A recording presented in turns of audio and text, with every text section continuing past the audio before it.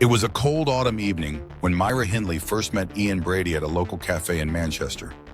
Both were strangers to the other's lives, yet something stirred in their shared glances. Myra, shy and withdrawn, had just begun working as a clerk in a local store. Ian, dark-haired with an unsettling demeanor, was a man with a cold smile and an even colder mind. Their conversations started innocently enough. Ian spoke of books he was reading, philosophical musings about the world, and Myra, eager for companionship, listened intently. She didn't know it yet, but this meeting would change her life forever.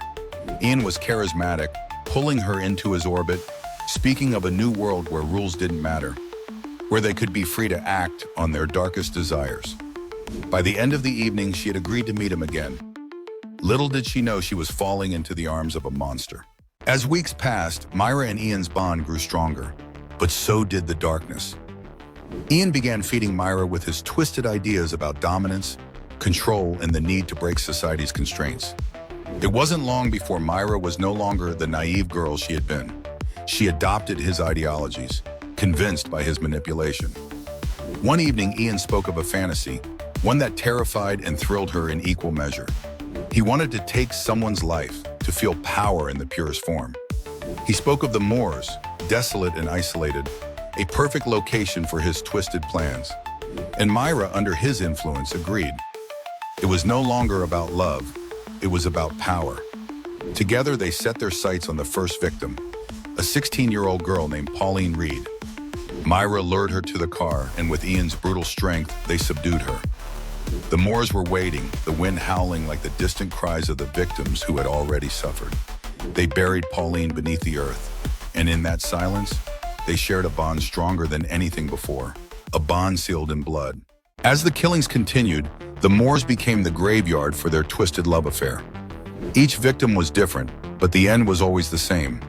Myra, once a hopeful young woman, was now a participant in the horrors Ian craved. With every body they buried, the walls around Myra's mind grew thicker. But Myra was not blind to the shifts in Ian's demeanor. As the killings escalated, Ian grew more distant, more consumed by his own darkness. The thrill was fading for him, but Myra, her obsession, was just beginning. She had transformed, just as Ian had wanted her to. She was no longer just his partner.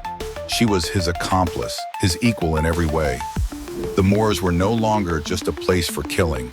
They were a symbol of their love, a dark place where their souls could intertwine, free of judgment. But even in their twisted world, the weight of their actions was catching up with them. It was on a cold December morning when the police first caught wind of something sinister. Pauline Reed had been missing for months, but with no leads, the case had gone cold. That was until a tip from a local man who had been suspicious of Myra and Ian's strange behavior led them to the moors. The search began, but the area was vast, and the snow made it almost impossible to navigate. Weeks passed, and the police found nothing. But then, in a quiet moment of realization, one investigator put the pieces together. Myra Hindley and Ian Brady's names had been whispered in connection with other missing persons. The puzzle was slowly coming together. As the pressure mounted, Myra cracked. Ian, for the first time, showed cracks in his armor. The police had them in their sights, and the couple knew it was only a matter of time. Myra broke down, confessing everything. The twisted love, the victims, the moors. The world watched as the once innocent woman became the face of evil. But Ian, ever the manipulator, refused to show any remorse. He saw the entire ordeal as a game, a way to prove his superiority over everyone. The trial was a spectacle, and the press had a field day, with Myra Hindley becoming the infamous woman in the moors murders. The world was left in shock.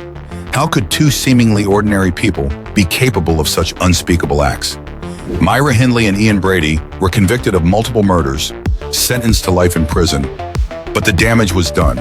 The moors were forever marked as the burial ground for their twisted love. Years passed, and Myra's emotional battle with guilt and remorse was an ongoing story. Ian, however, remained unmoved by anything. Their fates were sealed, but the legend of the Moors murders lived on, chilling and haunting the nation. In the final twist, decades after the convictions, a new letter arrived at the police station. A letter that had been written by Ian Brady from his prison cell. The letter detailed the full truth behind the murders, the ones that hadn't been discovered, the ones they'd buried deep within the moors. It hinted at even more victims, the shadows of the past stirring once again. Was this a final plea for attention? Or was Ian Brady confessing to things that no one could have imagined? And so, the Moors murders remained an open wound, one that refused to heal, as England was left to grapple with the darkness of these two evil lovers. Like and subscribe for more.